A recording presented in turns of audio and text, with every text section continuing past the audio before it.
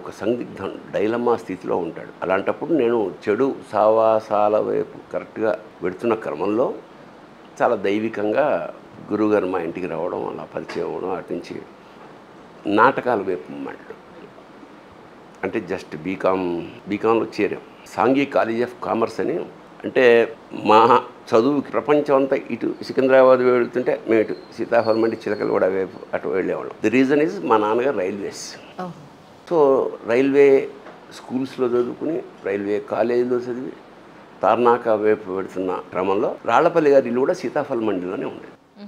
ఆయన పరిచయం అయ్యాక ఇంకా రోజు కాలేజీకి వెళుతూ ఒకసారి ఆయన పలకరించడం, వస్తూ అక్కడ కాసేపు గడిపడం, ఇలా ఇలా ఇలా అలవాటు. ఒక దశ తర్వాత ఇంకా నేను అక్కడికి వెళ్ళడం, నైట్ అక్కడే ఉండిపోవడం, మళ్ళీ ఎప్పుడైనా ఇలా వారానికి అట్లా రోజుల తరబడి అక్కడ ఉండిపోతూ అలాగా చదువులో చాలా ఇంటెలిజెంట్.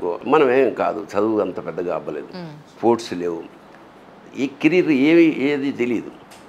ఈ క్రమంలో నాకు నాటకం నన్ను ఆకర్షించింది. డ్రామా డివిజన్లో పనిచేసే రాళ్లపల్లి గారు ఇక నిరంతరం ఆయన అయితే పొద్దునంతా పగల నుంచి సాయంత్రం దాకా అక్కడ నాటకం వేయడం, సాయంత్రం ఇక్కడ రిహార్సల్ చేయడం. సో నాటకమే జీవితంగా బతికాడైనా. సో మాకు కూడా చాలా కొత్త ప్రపంచం. అప్పుడే కాలేజీలో నాటకాలు వేసి